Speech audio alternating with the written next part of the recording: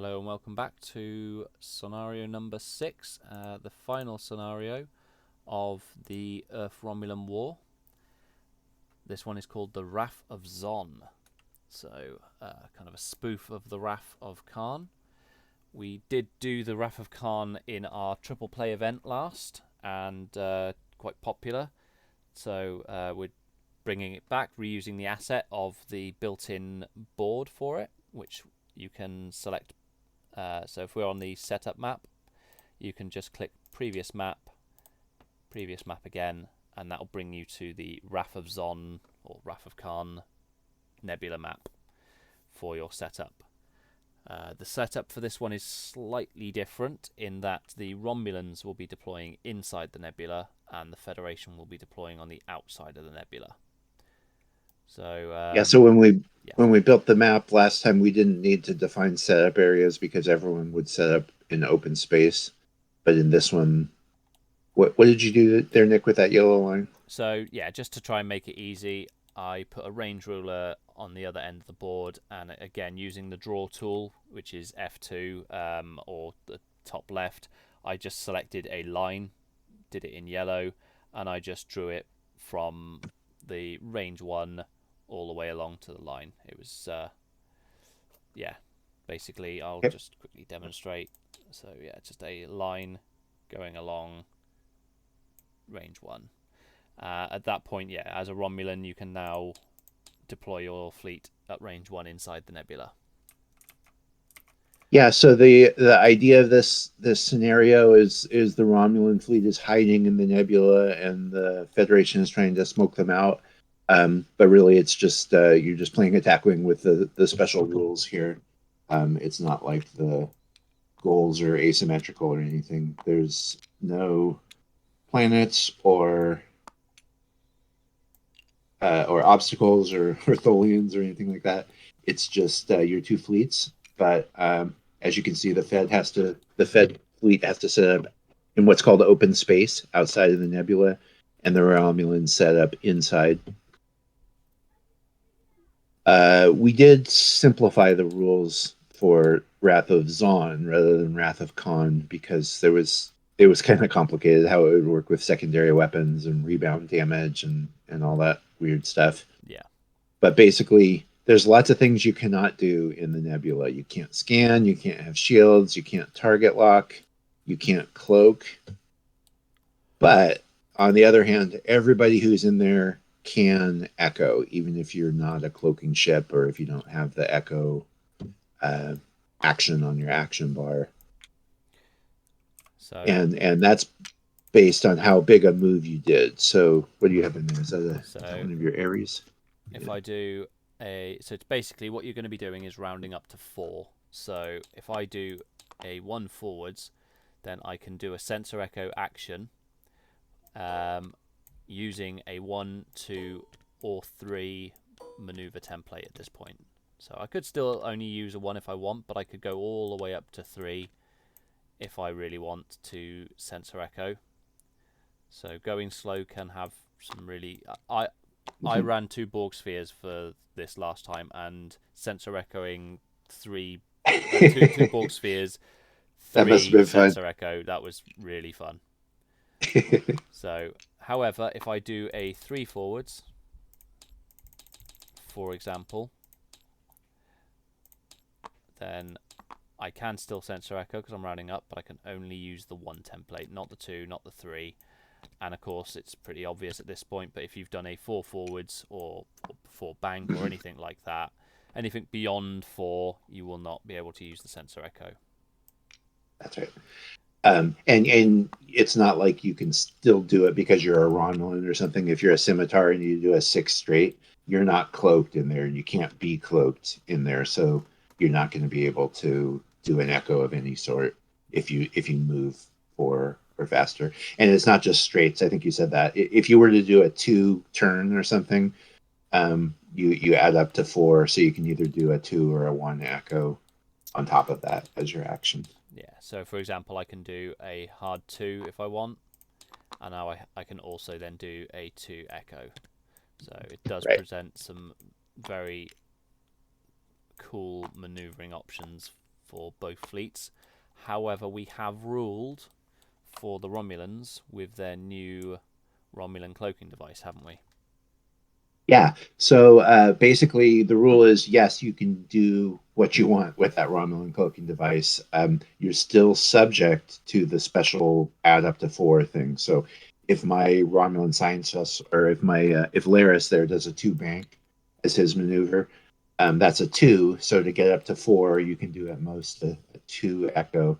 But in the case where you have the Romulan cloaking device, you can use either a straight template or a bank template.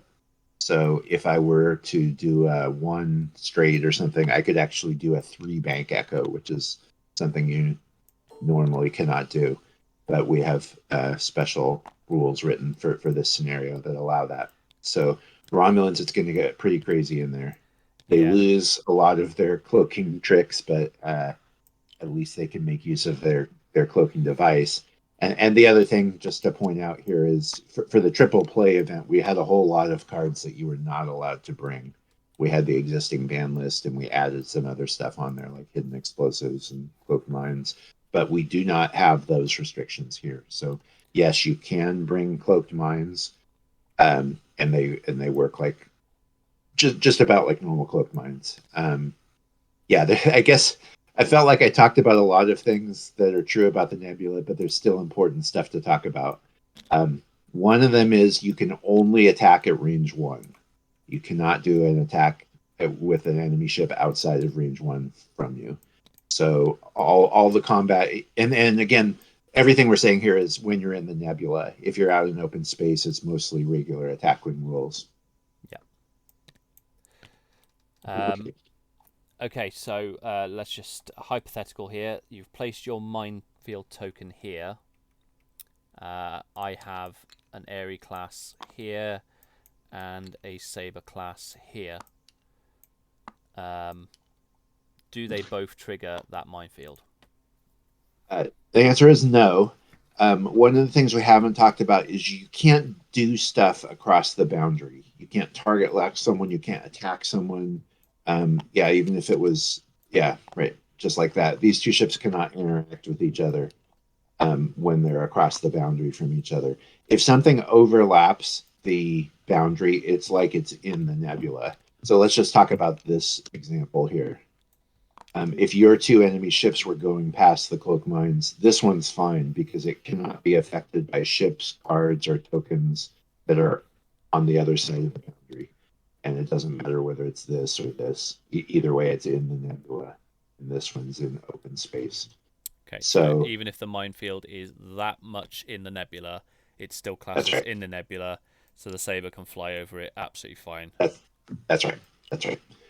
So I don't know, like that niche of fact that helps Captain Skill for lots of things near her, or Yeah, Admiral Hayes or something. Those things cannot help a ship across the boundary. So if let's. you had Nechayev here, she couldn't affect the captain skill of her friendly ship across the boundary. I got a better example here. I've got my Jean-Luc It, Picard, for example. oh yeah, that's a good one. Right. So yeah, my Jean-Luc Picard target all friendly ships at range 1 to 2, and I give them all battle stations. However, if Jean-Luc Picard is in the nebula, he cannot be giving those battle stations to the Prometheus and the Aerie class here. Across the boundary. Right. Right. Yeah, the original Wrath of Khan rules, when it came out years ago, it said you can't target a ship across the boundary, which is mostly everything, but we just opened it up to say it cannot affect or be affected by. So really, it's almost like you're in two different games there until you cross over to being on the same side of things. So in this particular case down here as well, we've got the Aerie class versus Denatra and the Prometheus versus Laris. So both of these scenarios, these ships cannot shoot each other because the Denatra is still technically classed as in the nebula, and the Aerie class is fully outside the nebula. So if I had a rear weapon or something, Denatra counts as being in the nebula, so her effect can help friendly ships, which would mean I could shoot backwards at you or something. Yeah. There, maybe a better example, or just if you were right there. But yes, that's right. If you've got a bunch of ships in open space and a bunch of ships in the nebula, they can't do much with each other unless they cross over. Yeah. Whereas if my Airy class down here is just slightly in the nebula, then it's fair game. I can Right, shoot. I can shoot an archer at this point. right, right. And it's also worth mentioning. Let's say you did a too hard turn to get there. You're now in the nebula, so with your action, you could now echo. You could echo a Yeah. one or a two. So even if Um, I've literally just clipped it yeah, there, you can see that I'm just in the nebula. I now have access to a sensor echo.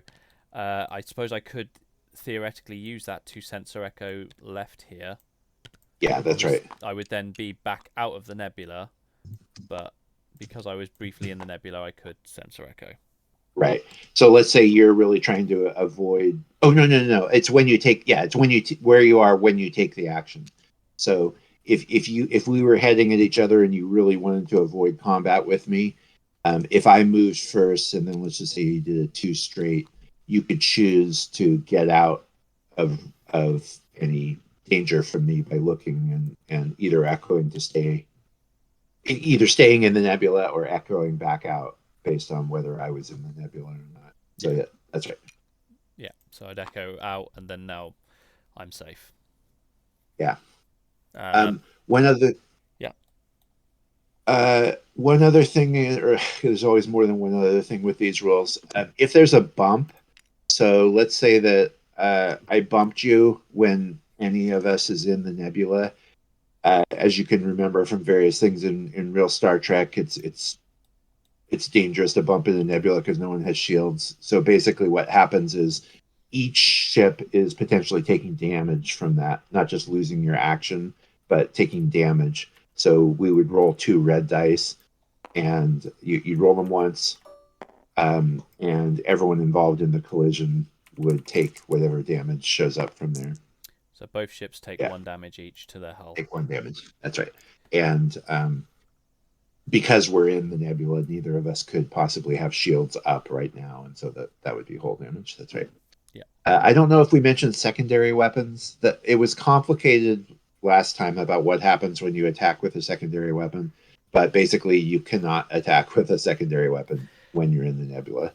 So multi-vector stuff is not available to you. If you want to use it, you got to stay out in the open space. yeah. So we originally had, yeah, like you said, the complicated rules of you could use a secondary weapon, but it was more than likely going to damage your ship as much as the enemy. So no one would really use a secondary weapon. So it made more sense to just simplify it Yeah, and yeah. deny them this time around. That's right. And if you're in the nebula, part of what's going on is you're obscured by all that gas or whatever. And so every ship that is attacked when it's in the nebula gets extra defense dice. I think it's plus two defense dice. Yes, I think it was 2. Yeah. Plus two. And it's not part of the rule of three. So if you already have something giving you plus three, you can get an additional plus two. It's kind of like a range bonus that's on top of Yeah. other things. Okay. So I think So only primary weapon attacks, only in range one, and you would still get the plus one from that, yeah, from doing a primary weapon attack. and oh, I suppose here's a hypothetical for you. So the Airy class did a hard 2, for example, and it put itself there. Now it's slightly in a nebula, so it drops its shields immediately, doesn't it? Right. So That's a good point. Yeah. if I dropped my shield, so that there you go, they dropped my shields on that Airy class. I then do a sensor echo to get myself back outside the nebula. Now, of course, the standard rule is that your shields don't get raised until the end phase, really, isn't it? Yeah. If you look at rule number one, over on page two of the three rules, that one's covered. You cannot have any shields enabled when you're in the nebula. You have to drop them upon entering it. Um, and yeah, that's right. Like what you said, you cannot raise them until you're in an end phase where you're not in the nebula. Yeah, So in this case, your shields would still be down. You left the nebula, but there's nothing that magically raises your shields except for being in the end phase. So once you got to the end phase, they could go back up. yeah, In the example you just gave. brilliant. Um, Um, There's some ship abilities that can place a scan, like the Intrepid or Romulan pilot, the crew ability. Those don't function when you're in the nebula because you can't have scan tokens the same way you can't have target locks and you can't cloak. So there's going to be lots of things that are shut down by being in the nebula. I Yeah, it's both think that's it. simple. It's both simple and complicated. Right? You probably have fond memories of the Wrath of Khan scenario. Didn't you do pretty well on that one? Yes. The first time, to be fair, we actually forgot about the collision rule. Oh, right. But other than that, yeah, my Borg spheres were zipping around all over the place, and that was very interesting. My second one was the semi-final against Haz, who it was more beneficial for him to fight me in the nebula, and it was more beneficial for me to stay out of the nebula, and so it was I a see. Yeah. very tactical cat and mouse game, and Haz blinked first and lost it. So yeah, Yeah, that's a tough one here. Do you engage or not when it's not to your favor? So could get dull, but hopefully most of the time it's going to be exciting. yeah, I enjoyed mine immensely when I played Ellis and I lost, but it was so fun to sort of straddle that boundary and echo back and forth, and it helped to be moving last in that case, like in our example. yeah, If you can be on the boundary and deciding whether to echo in or out, that was a lot of fun. Unusual, but yeah. fun. Okay, so that is the final scenario. I'm going to upload all of these videos shortly, and everyone can come back to each video if they've got a question they want to raise. Do it so on the Fremont Discord. In the meantime, thanks for watching, and thanks for joining me, Jeff. Yeah, thanks, Nick. That was fun. And I'm looking forward to this event and seeing how people adapt to these different scenarios. Right. A lot of thinking to do around. Brilliant. Okay, take care, all. Bye bye. Okay,